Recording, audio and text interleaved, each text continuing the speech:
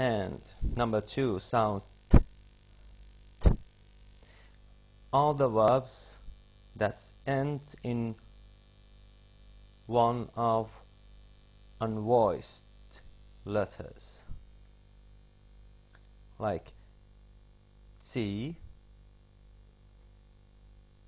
F, H, K, P, S, or X.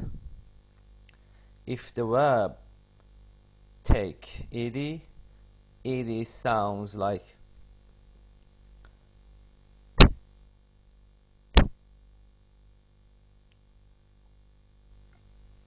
as in